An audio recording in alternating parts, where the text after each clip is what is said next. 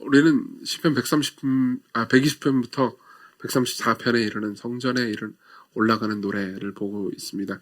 이 노래들은, 그러니까 이스라엘 백성들이 예배를 드리러 성전으로 올라갈 때, 그 산을 타고 있을 때, 그때 이제 이 회중을 인도하는 인도자의 그 가락에 맞춰서 함께 불렀던 노래들인 거죠.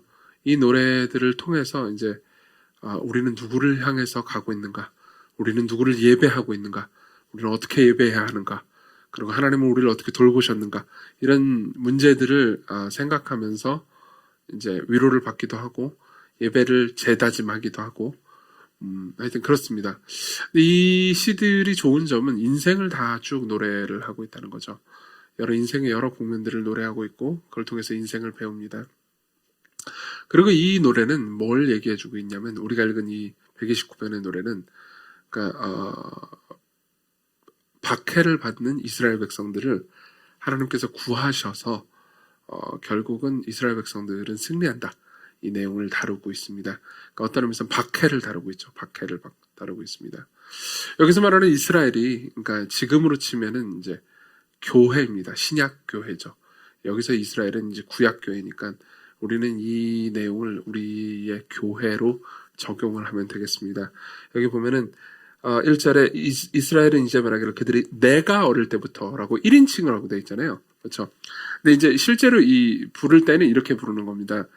그러니까 이스라엘은 이제 말하기를 이라는 말은 인도자가 하는 말이에요. 인도자가 이스라엘은 이제 말하기를 이렇게 얘기를 해요. 그러면서 인도자가 먼저 부릅니다. 그들이 내가 어릴 때부터 여러 번 나를 괴롭혔도다 이렇게 부르잖아요.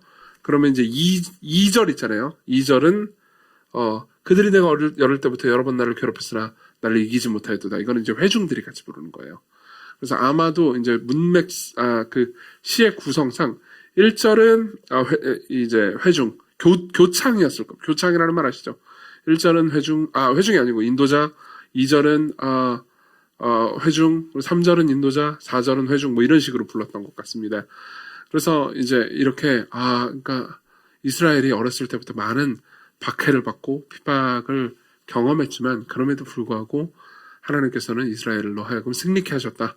그리고 박해하는 그 원수들을 하나님께서, 이제 열매 맺지 못하게 하셨다. 이런 노래를 부르는 거죠.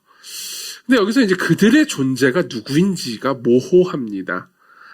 이유를 우리는 알 수 없어요. 근데 이제 가장 큰 이유는 이제 두 가지입니다. 하나는 이제 이렇게 그들이라고 해서 그러니까 모호하게 내버려 둠으로써 이후에 이 노래를 부르는 사람들이 이제 여기서 그들 안에 여러분들이 넣고 싶은 사람들이 막 떠오르고 그러지 않습니까? 그죠? 그래서 이제 적용을 쉽게 하도록 그들이라고 내놓은 이유도 있고 또 하나의 이유는 다른 이유도 있습니다. 그건 조금 이따 얘기해 드릴 거예요. 조금 이따 다른 이유도 말씀드리겠습니다. 그러면은 이제 이 시를 통해서 우리는 뭘 볼 수 있을까요? 이 짧은 시를 통해서 우리는 이제 이 시를 세 가지 측면에서 보려고 합니다. 첫 번째 측면은 이제 교회의 입장에서 이 시를 읽어보는 거예요. 두 번째는 이제 그들의 입장에서 이 시를 읽어보는 겁니다. 즉 원수의 입장에서 이 시를 읽어보는 겁니다. 그리고 마지막으로 예수님의 입장에서 이 시를 읽어보도록 하겠습니다. 그냥 쭉 하나씩 좀 설명해 드릴게요. 그리고 기도로 들어가 봅시다. 그리고 우리는 이제 좀 이따가 교회를 위해서 기도를 좀 하려고 합니다. 왜냐하면 이 시의 내용이 결국은 박해받는 교회에 관한 이야기이기 때문에 우리가 교회에 대해서 기도하는 건 굉장히 좋은 일이 될 겁니다. 물론 여기 중에서 어떤 분들은 나는 교회를 위해서 기도하러 오지 않았어. 나 개인을 위해서 기도하러 왔어. 내가 살면서 좀 어려운 일이 있으니까 나를 위해서 기도할 거야 라고 오신 분들도 계실 수 있습니다. 그런 분들은 그냥 여러분들 개인을 위해서 기도해도 상관은 없습니다. 그렇지만 여러분들이 그리스도 안에 있다면 교회와 여러분들은 구분되지 않습니다. 분리되지 않아요. 여러분들은 이미 하나입니다. 그렇기 때문에 교회를 위해서 기도하는 기도가 여러분들에겐 대단히 여러분들 개인의 기도를 당장 쏟아낼 수 없을지라도 유익이 될 겁니다. 어쨌든 하나씩 보도록 하죠. 먼저 교회 입장에서 이 시를 읽어봅시다. 여기서 이스라엘은 교회를 가리킵니다. 구약교회죠. 근데 이렇게 노래합니다. 그들이 내가 어릴 때부터 여러 번 나를 괴롭혔도다. 2절 그들이 내가 어릴 때부터 여러 번 나를 괴롭혔으나 나를 이기지 못하였도다. 이거는 이스라엘의 이 역사 가운데 아주 이 어렸을 때의 역사도 마찬가지입니다. 이스라엘이 국가로서 출범한 게 언제일까요?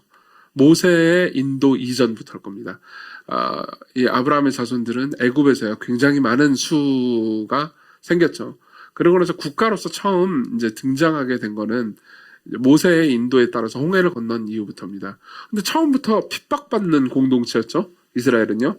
그리고 그 이후의 삶에서도 여러 민족들과 여러 이 강대국 사이에서 핍박받고 박해받는 사람들이었습니다. 그렇기 때문에 그런 상황에서 그러면 이제 그 이스라엘은 뭐 무사 아니랬느냐? 그렇지 않습니다. 뭐 이 바벨론에 의해서 점령돼 가지고 완전히 이제 국가가 망할 뻔한 적도 있죠. 근데 어쨌든 간에 다시 하나님께서 돌보셔서 귀환하기도 했습니다. 이스라엘은 예로부터 계속해서 박해를 많이 받고 굉장히 그러니까 국가가 무너지고 없어질 만한 위기가 되게 많이 있었습니다. 그렇지만 하나님의 은혜로 말미암아서 계속해서 인내하고 견뎌냈죠. 이거는 교회의 초기 역사부터도 마찬가지입니다. 저는 이런 생각이 듭니다. 그러니까 여러분들은 어떠십니까? 여러분들은 박해받고 계십니까? 여러분들은 박해받고 계십니까? 이거를 여러분들은 저는 박해받고 있지 않습니다 라고 말할 수도 있습니다. 물론 그것도 하나의 답이에요. 그렇지만 사실은 그러니까 드러내놓는 박해는 과거에 비해서 훨씬 적을지언정 그러니까 조롱이나 무시 이런 것들은 과거보다 훨씬 더 강해졌을런지도 모르겠습니다. 최근에 제가 이제 만났던 어떤 목사님은 이제 이런 이야기를 하더라고요. 저하고 이제 대화를 하다가 그러니까 뭐 최근에 어떤 기독교 방송 사장의 아들이 무슨 나쁜 짓을 해가지고 이제 저기 신문 기사 나온 거 보셨죠? 예. 기독교 방송 사장의 아들이죠. 저 나쁜 짓을 해가지고 뭐 하여튼 뭐 범죄를 저지른 게 신문에 나왔는데 다른 사람들은 다 이제 아버지 직업이 안 나오는데 이 사람만은 그 아버지 직업이 그것도 이제 종교를 딱 붙여가지고 나오더라 이거죠. 그래서 되게 답답하시다. 뭐 이것 때문에 뭐 언론을 비판하거나 분노하거나 하는 건 아니었습니다. 그러니까 최근에 이제 언론의 행태가 종교인들에 관해서는 특히 이제 그 목회자들이나 그러니까 목회자의 자녀들 이런 사람들에 대해서는 지나치게 가혹하다는 거죠. 예컨대 어떤 사람이 여러분들 그런 기사를 한 번도 본 적이 없을 겁니다. 어떤 사람이 무슨 뭐 감염병을 옮았는데 그 사람이 무신론자들이었더라. 그 사람의 종교는 무신론이었다. 본 적 있으세요? 없죠. 근데 이 사람이 기독교인이었다. 이거는 나옵니다. 그러니까 그런 사태를 비난하면서 무언가 그러니까 자기 연민에 빠지고 답답해하고 싶다라는 의미는 아닙니다. 그럴 수 있습니다. 그렇지만 분명한 건 이게 기독교인으로서 그러니까 지금 상황에서 분노하거나 막 되게 답답해하거나 막 이 언론이 다 문제야 이렇게 말할 필요가 있는 이야기가 아니라는 겁니다. 이건 기록된 거고 예언된 겁니다. 예수께서도 하신 말씀이에요. 성경 수차례 너희들이 무릇 그리스도 예수 안에서 경건하게 살고자 하는 자는 반드시 박해를 받을 거라고 말하고 있습니다. 이거는 이상한 일이 아닙니다. 그냥 겪는 일인 거죠. 여러분들이 그 가운데서 마음이 상했다면 그건 당연히 성경에 기록된 이야기들인 겁니다. 그래서 교회의 역사를 보면요. 교회의 초기 역사부터 계속해서 교회는 박해를 받아왔습니다. 단 한 시기도 교회가 박해받지 않은 시기는 없습니다. 지금도 지구상 어딘가에는 무시무시한 박해를 받고 있는 기독교인들이 있습니다. 그리고 다른 방식으로 박해를 받는 사람들도 있죠. 근데 어떻게 합니까? 3절에 보면요. 이 박해를 굉장히 그러니까 처절하고 끔찍하게 묘사합니다. 밭 가는 자들이 그다음 뭐라고 돼 있죠? 내 등을 갈았다. 여러분 밭 가는 거 본 적 있으세요?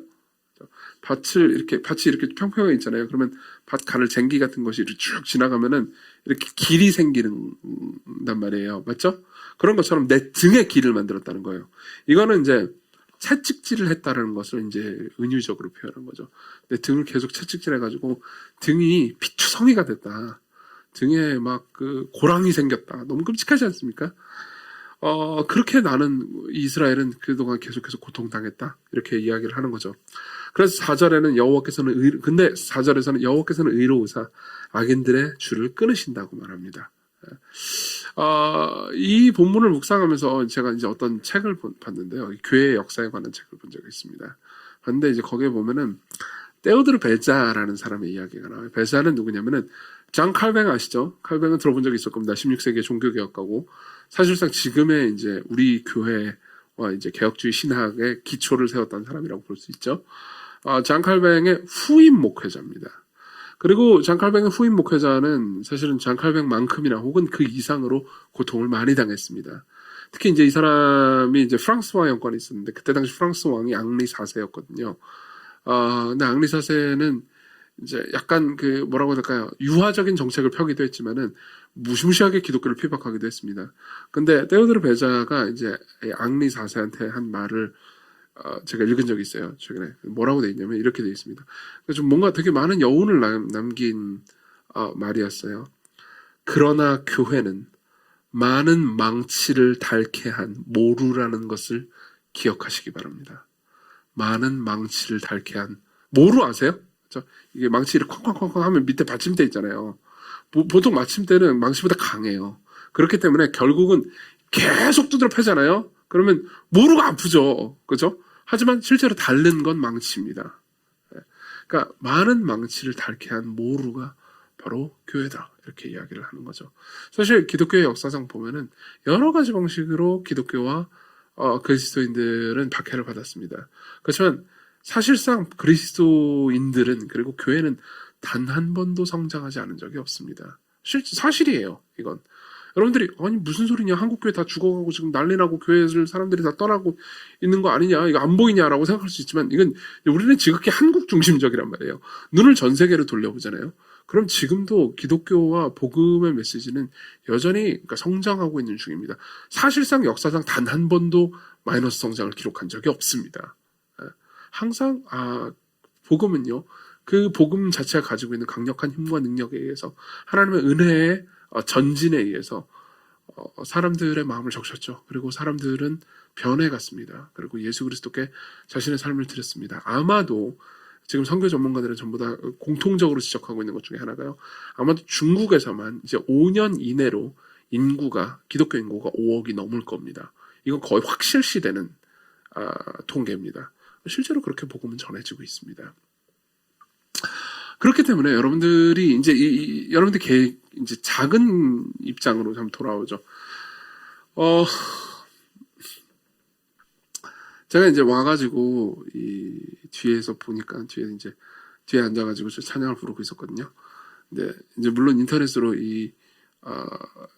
기도에 참여하고 계신 분들이 계시긴 하겠지만 제가 아까 살짝 봤는데 10대시더라고요. 10대라는 말 알죠? 10명이 살짝 넘었습니다. 그래서 우리 교회 교인 수에 비하면은 금요 기도에 거의 안 한다. 이걸 이제, 뭐 불만이 있다는 건 아닙니다. 더 많이 왔으면 좋겠다라는 생각은 하지만 어쨌든, 불만이 있다는 건 아닙니다. 그리고 여기 현장에 계신 분들도 많지 않네요. 많지 않다고 해서 불만이 있는 거 아닙니다. 오히려 이런 생각이 드네요. 참 이분들은 교회를 사랑하시는 분들이구나. 일단은 교역자의 수가 많잖아요. 교역자들은 교회를 여기 교회를 사랑하잖아요. 동석이도 교회 사랑하지? 네, 좋은 것 같아요. 그래서 제가 여러분들에게 이런 말씀을 드리고 싶습니다. 여러분들이 교회를 사랑하고 있다면요, 하나님은 여러분들의 편입니다. 왜냐하면 하나님은 교회를 사랑하시기 때문입니다. 하나님은 교회를 사랑하세요. 정말이에요. 교회가 바보 같지 않냐고? 예, 바보 같죠. 교회가 죄를 안 저지르냐고? 예, 맞아요. 교회는 죄를 저질러요. 교회는 엉터리같이 행동하고 말하고 아무것도 안 잡혀있지 않냐고? 예, 맞아요. 한 번도 기독교 역사상 교회는 대단했던 적도, 괜찮았던 적도 없습니다. 교회 자체로만 보면요.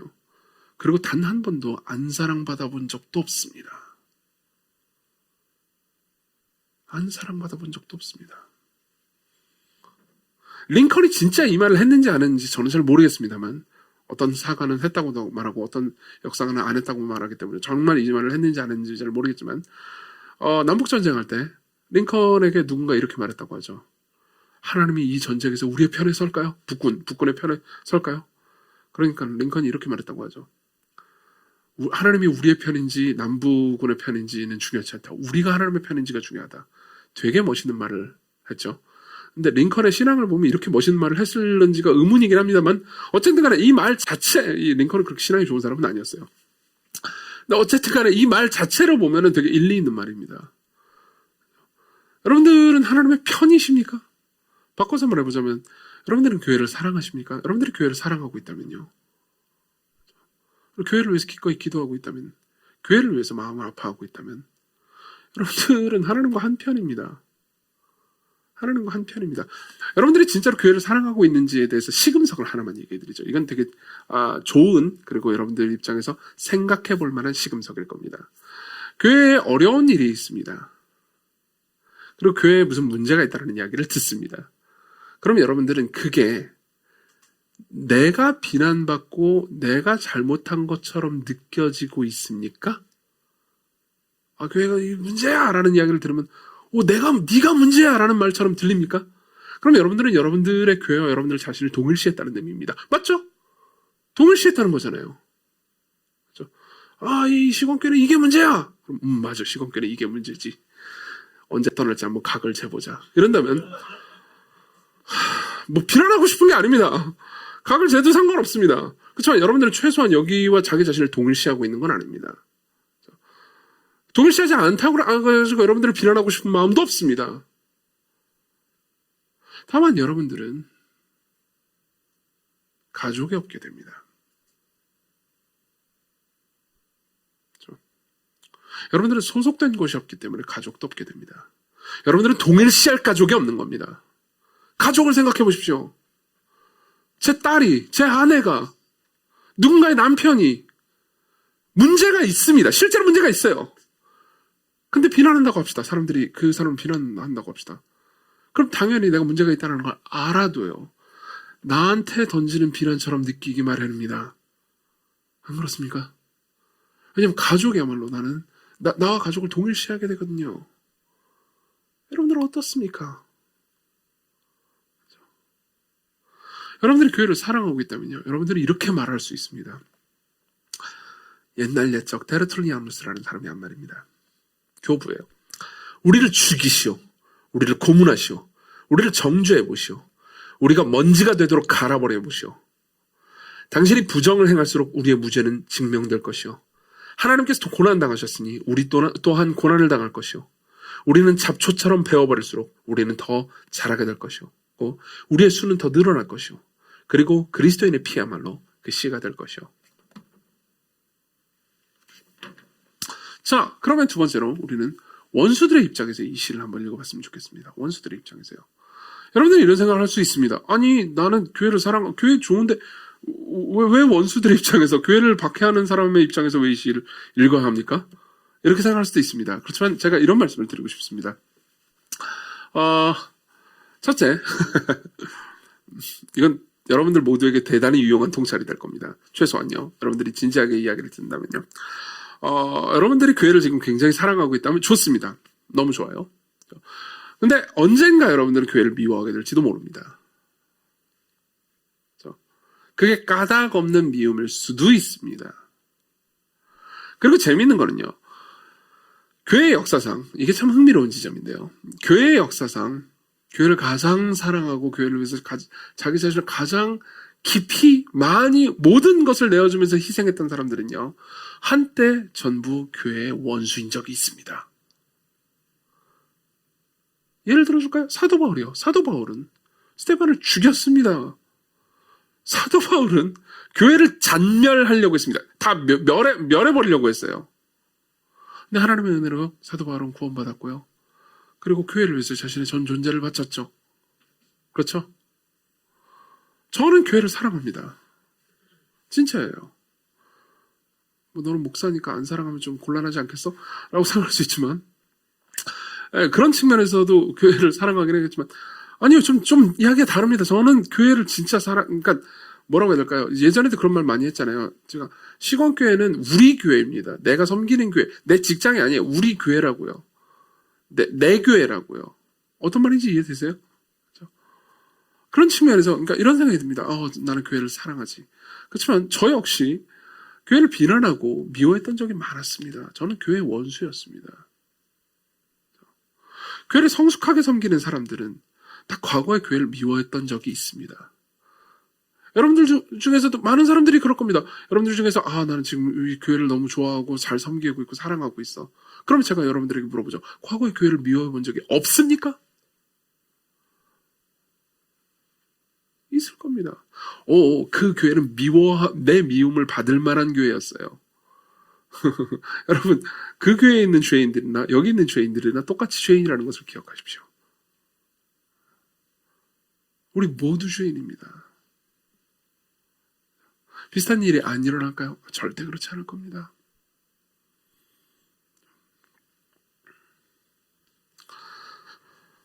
그런 측면에서 나머지 말씀들을 읽어보죠. 5절부터 8절입니다. 그냥 쭉 읽어드리겠습니다. 무릇 시온을 미워하는 자들은 수치를 당하여 물러갈지어다. 그들은 지붕의 풀과 같을지어다. 그것은 자라기 전에 말하는 것이라. 이런 것은 베는 자의 손과 묶는 자의 품에 차지 아니하나니. 보세요. 이스라엘의 지붕은 평평했어요. 평평했기 때문에 흙이 아주 얇더라도 종종 이 씨가 이렇게 날아다니다가 떨어져가지고 지붕에서 풀이 자라는 경우가 있었습니다. 그리고 당연히 뿌리가 깊이 내릴 수가 없잖아요. 그렇죠? 그러니까 쉬 말라버렸죠. 아주 생생한 이미지를 사용하고 있습니다. 농경 이미지를. 그러고 나서 이렇게 얘기하죠. 그걸로 무슨 수확하는 사람이 거기 좀 풀 좀 났다고 그러죠. 거둘 수 있겠냐? 거둘 수 없다. 이렇게 이야기합니다. 그러면서 핍박하는 사람, 교회를 미워하고 핍박하는 것의 열매는 아주 초라할 것이다. 이렇게 이야기를 하는 거죠. 이건 되게 중요한 지점입니다. 왠지 얘기 드릴게요. 보세요. 이건 제 얘기이기도 하니까 여러분들이 그러니까 누군가를 비난하는 걸로 들으실 필요는 없습니다. 저는 한번 옛날에 그런 얘기를 한 적도 있습니다만 저는 왜 교회를 개척했을까요? 물론 여러 가지 숭고한 이유 때문에 교회를 개척했습니다. 그렇지만 늘 인간이 하는 일들이 다 그렇듯 숭고한 일들 가운데에서는 죄악도 있었습니다. 뭔가 야망도 있었습니다. 그러니까 이런 거죠. 예를 들면 이게 좋은 생각이라는 건 절대 아닙니다. 많은 제 생각에 지루하고 별로 안 좋은 설교들을 많이 들었을 거 아닙니까? 저도 지루하고 재미없고 안 좋은 설교들, 저런 설교를 해서 사람들을 졸게 만들어, 이런 설교들을 들으면서 여러분들이 앉아있는 청중석에 앉아가지고 답답해 본 적이 있습니다. 그러면서 속으로 생각하는 거죠. 저럴 바에야 내가 하겠다. 그죠? 그리고 제가 하고 여러분들은 졸고 있습니다. 그렇죠?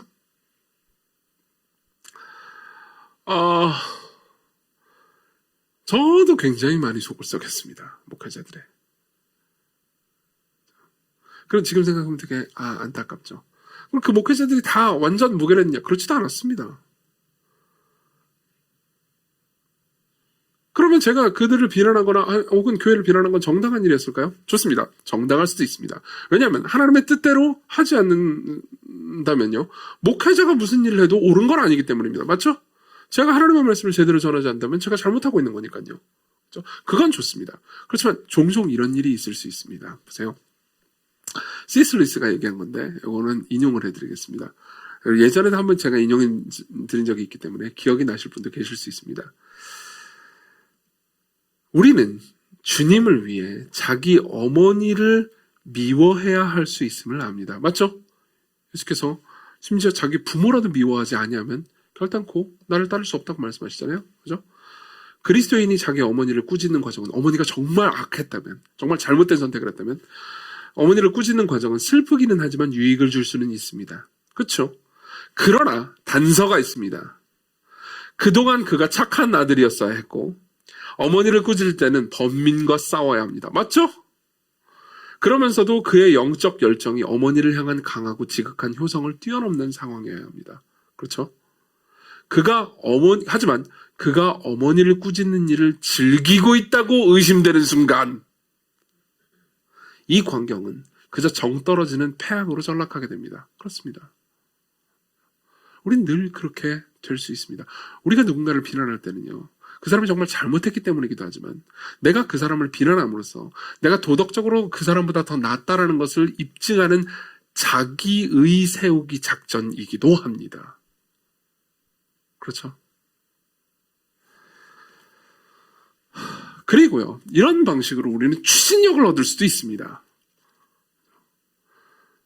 실제로요, 제가 발견했던 되게 재미있는 현상이 있었습니다.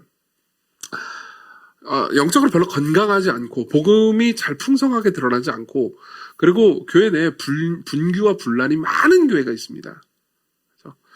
그런 교회는 물론 대다수의 청중들이나 이제 회중들이 영적으로 되게 심히 약해집니다.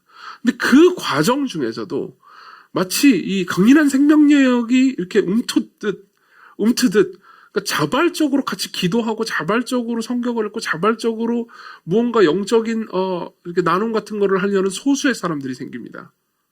여기까지 좋습니다.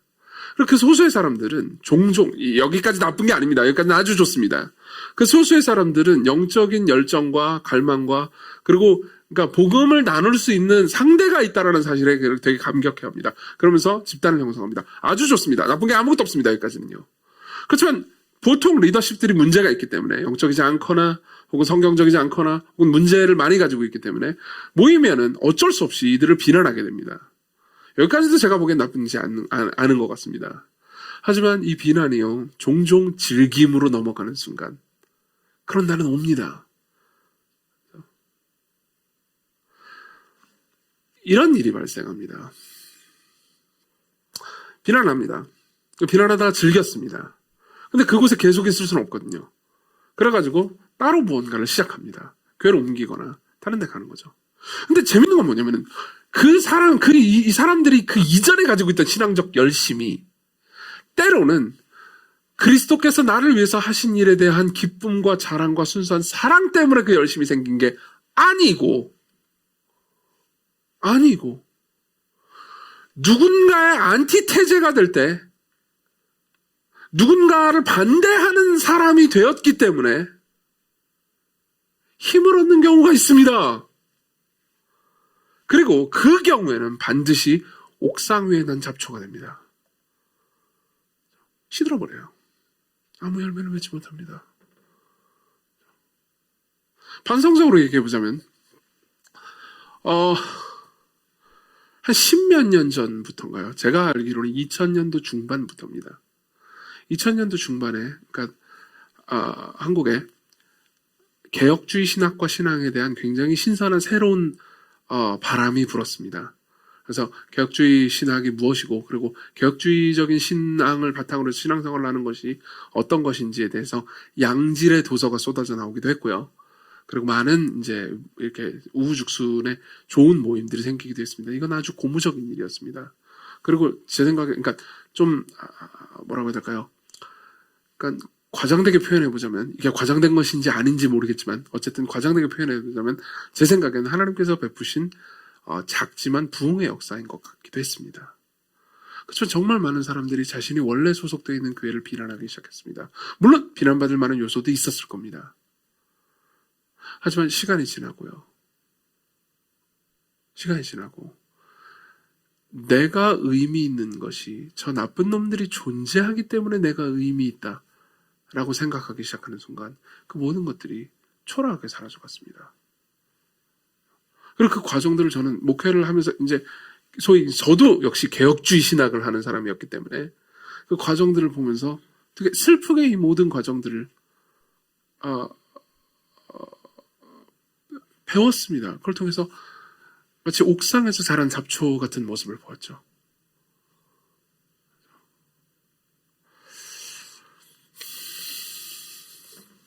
여기에는 열매가 없죠. 여기에는 열매가 없습니다. 그러면 우리는 어떻게 해야 될까요? 여러분들은 교회를 사랑하고 있습니까? 아니면 여러분들은 교회에 무언가 꼭 이 감정이 지금 교회 말고요. 여러분들이 이전 교회였어도 상관없습니다. 무언가 거기에 대한 분노가 여전히 남아 있습니까? 이 문제에 대해서 우리는 어떻게 생각해야 합니까? 여기까지 이르면 여러분들이 내가 여기서 말하는 이스라엘인지 아니면 내가 여기서 말하는 원수인지 헷갈리는 지점이 올 수도 있습니다. 여러분들이 약간 헷갈리는데 나는 원수인가? 아니면 나는 이스라엘인가? 라고 느낀다면 제가 느낀 느낌을 여러분들이 느끼는 것일 거고요. 그리고 저는 설교를 성공적으로 한 걸 겁니다. 그럼 이 긴장을 어떻게 해소해야 될까요? 자, 그리스도께서 이 본문을 읽었을 때 어떤 본문으로 어떤 내용으로 읽었을지 한번 생각해 봅시다. 예수님이야말로 이 노래를 부르실 때 정말 자기의 노래처럼 부르실 수 있었을 겁니다. 왜 그렇습니까? 이스라엘은 이제 말하기를 그들이 내가 어릴 때부터 여러 번 나를 괴롭혔도다. 네, 예수님이 태어나고 얼마 안 돼서 헤롯이 예수님을 죽이려고 들었습니다. 예수님이 받았던 박해는 어릴 때부터 시작되었습니다. 그리고 그분이 십자가에 지시기 전에요. 밭 가는 자들이 등을 갈아 고랑을 길게 지은 것처럼 채찍에 맞으셨죠. 그분이 이스라엘과 자기 자신을 동일시하셨습니다. 그래서 이스라엘이 당한 고통보다 더 심한 고통을 그분이 겪으셨죠. 근데 그 뒷부분을 보잖아요. 5절부터 보면요. 시온을 미워하는 자들은 수치를 당하여 물러갈지어다. 그렇죠? 예수님을 죽이려고 하는 사람들이 있었고요. 예수님을 죽이려고 하는 사람들이 예수님을 굉장히 박해했습니다. 그렇죠? 그렇지만 그 수치는 사실 예수님이 당했습니다. 오히려 예수님은 자기를 박해하는 자들의 수치를 가리기 위해서 본인이 수치를 당하셨죠. 그분은 하나님의 말씀에 순종하셨지만 마치 바람에 나는 겨와 같이 시들어버리는 풀과 같이 죽음을 당하셨습니다. 그분은 여호와의 복이 너희에게 있을지어다. 여호와의 이름으로 너희에게 축복한다라는 축복을 듣지 못했습니다. 오히려 사람들의 저주를 받았죠. 그리고 하나님의 저주를 받았습니다. 십자가에서요. 무슨 말이냐면요. 예수 그리스도께서는 이스라엘과도 자기 자신을 동일시하셨고요. 원수들과도 자기 자신을 동일시하셨죠. 원수들이 받아야 되는 공포를, 원수들이 받아야 되는 저주를요. 그분이 받으셨습니다. 그분은요. 역사상 이스라엘과 원수들 모두와 자기 자신을 동일시한 유일한 분입니다. 그렇다면 우리는 여기서 우리 자신이 어떤 존재인지, 그걸 어떻게 행해야 되는지 생각할 수 있습니다. 우리는 단순히 이런 본문을 보면서 저 원수들 나쁜 놈 이렇게 생각할 수 없습니다. 오히려 원수를 사랑하신 그분을 생각하게 됩니다. 십자가에서 원수들을 보시면서 아버지 저들을 사하여 주옵소서. 저들은 지금 자기가 무슨 일을 하는지 알지 못합니다. 라고 말하는 분을 생각하지 않을 수가 없습니다.